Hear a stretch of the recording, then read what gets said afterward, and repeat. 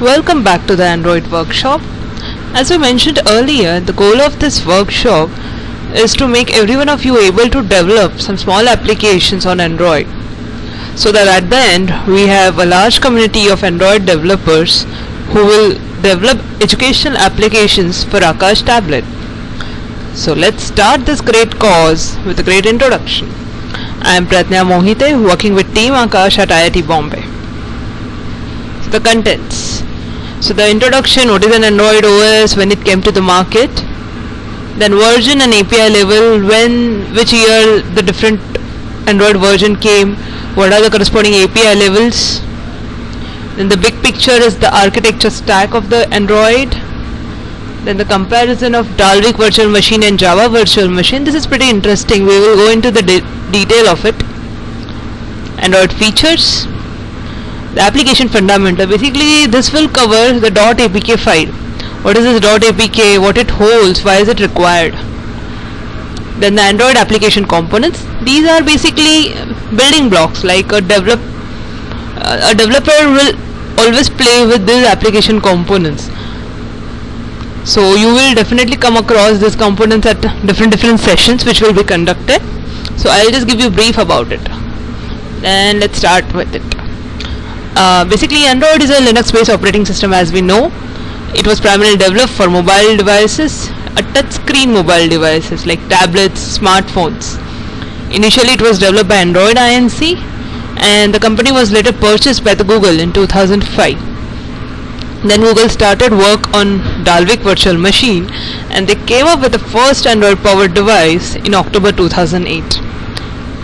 Android is an open source and Google releases code under the Apache 2 license. So this is a very important feature why Android is so popular in the market.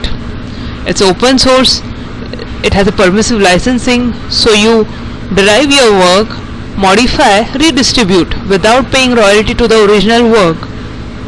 So the different hardware manufacturers, what they do is they just customize the Android for their own purpose and they redistribute, like HTC, Micromax. You must have already seen such manufacturers. So this is a very important one. I mean, it just requires zero cost. No cost is required. Where everything is open source, everything, the code is freely available. You just play with it, you distribute. And the last is Google Play Store. Many of you must have already aware about it if you have Android phones, and those who are not, if you want any application, suppose a Angry Bird application for your Akash tablet, please visit the Google Play Store. Open Android, what it means to be open and why would you care. Basically this link gives you the details of Apache 2 license. So if you want to know in detail what is Apache 2 license, the terms and conditions, you can go ahead with it. But let me just summarize on this. Basically this Apache 2 license allows the software developer to a freedom to use the software for any purpose, then distribute the modified version without concern for royalties. It does not require modified version even to distribute it under the original license. Only in every license file, any original copyright, patent should be preserved, and the notification should be added in every file that it has been changed. So that's what it means to be open. Then the brief history of Android. So a lot of versions of Android came into the market from 2009. That's Cupcake to Eclair, Froyo to Gingerbread, and these are the picture representation of those. If you just closely look at it, these are nothing but alphabetical sequence names of desserts. C, Cupcake, D, Donut, Eclair, Froyo, Gingerbread. Now we have ICS, Ice Cream Sandwich. H was Honeycomb, then I. Now, and of course after I we have very popular Jelly Bean 4.1. So in Akash tablet we have ICS, that is 4.0.3, and this is what is the API level. Basically API level is nothing but a unique identification of API framework which corresponds to the version. So if you have Android 4.2 version, then you have API level 17. Why is it required? Because as a developer you have to know this. In the later session today you will come across the installation, or many of you might have already installed it. So there you will see all these API levels to be installed. I'll just show you also. Let me just go there. I'm just opening Eclipse IDE. Don't worry, I mean you may be wondering what alien work I'm doing. It's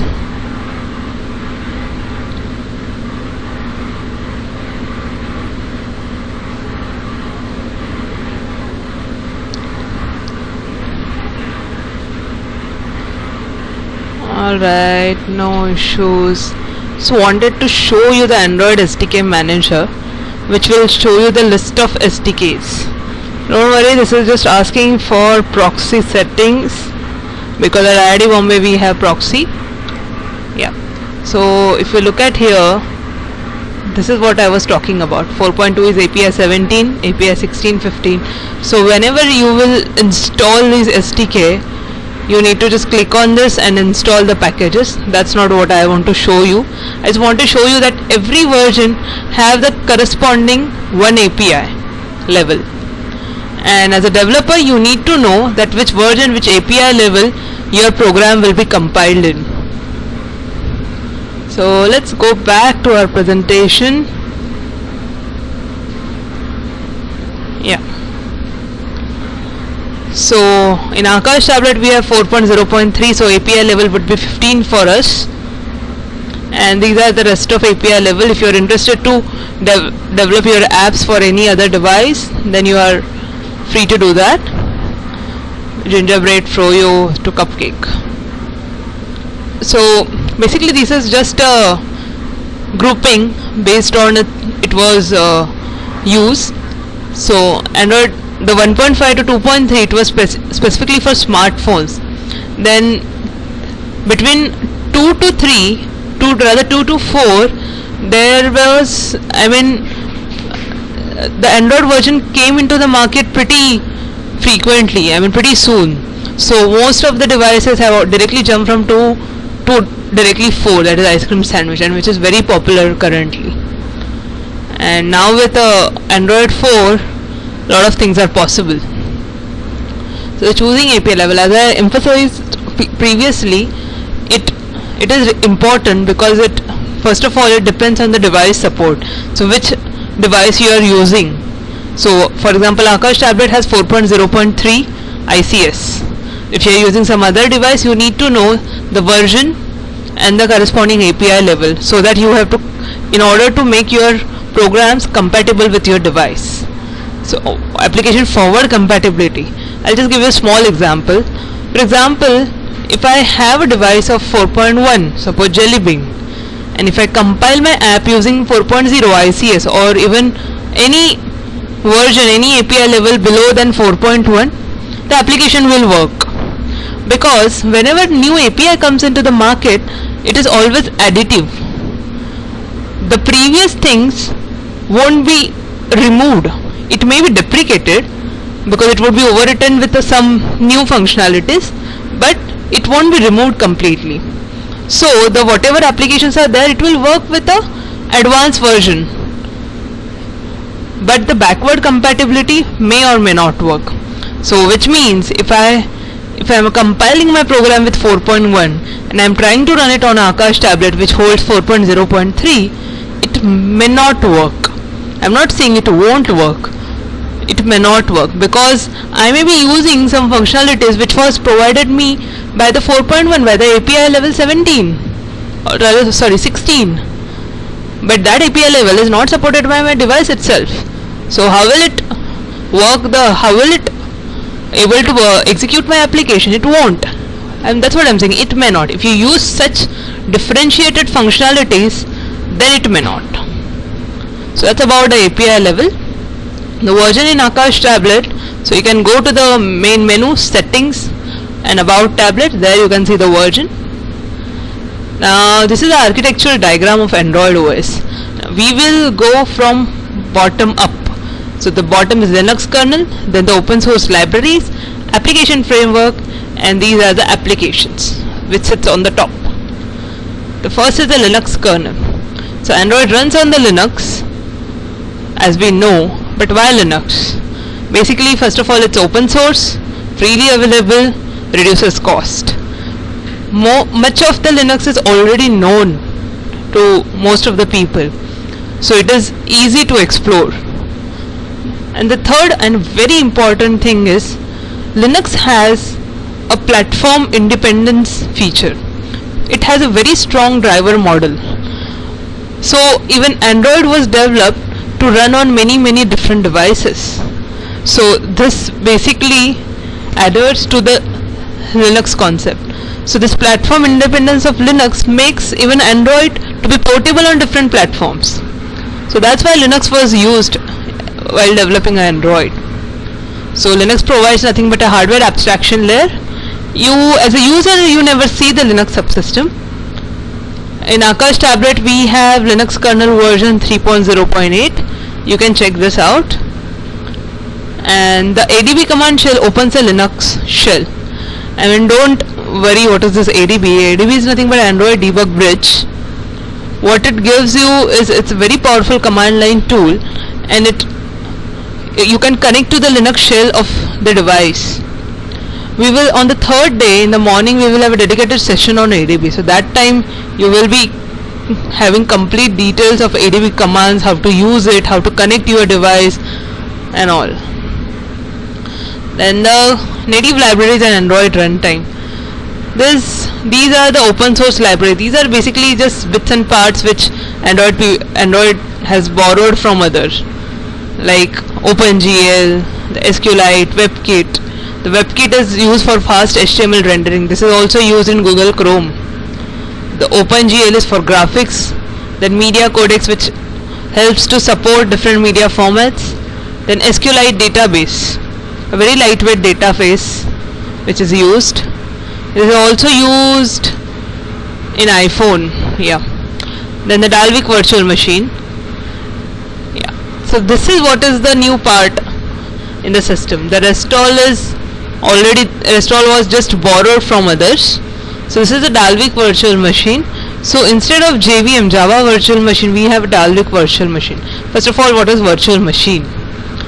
As its name suggests, it's a virtual. So it's a replica of the real machine. So why they didn't go for JVM and why they came up with DVM, we will just see it soon. So this is about the libraries. Let's move. The application framework and applications. So application framework, basically these are the applications you see on your tablet, on your phone, like home, contacts, browser, etc. And below that there sits the application framework. See, this application framework happens in the background. As a developer, everything will happen for you magically. You don't need to worry about it, but this is a FYI for you. So if you see, there are several services available like Activity Manager. So Activity, consider it as a simple user interface of any application. So what happens, why do we need this Activity Manager? I mean, all applications you see is dealing with activity. So for example, if you open any application, suppose a email application, so there you just type your password, say submit, then you get your inbox. Then if you go to the compose mail, it is calling another activity. Then you can just write submit, send, you click on back, you come back to your inbox. So your previous activity was again called. I mean, this is just a simple diagram to show you, because as a developer you will always deal with activities, lots of them. So for example, main activity calls activity 2. Then what will happen is push a backstack. There is a stack operation which will happen. So the activity 2 will be pushed on backstack, and activity 2 is visible on the screen. Main activity will go into the background, and when user clicks on the back button, activity 2 will be popped out, and again main activity will be visible on the screen. I mean, I know these things won't make you much sense at this point, but when you will start programming, developing your first app, your Hello World app, and small applications, you will understand these concepts in pretty detail. Just understand there is something called as a backstack, which contains the list of activities what is happening. Yeah. Then there are several other services available, and top of that there are the applications. We have already seen this.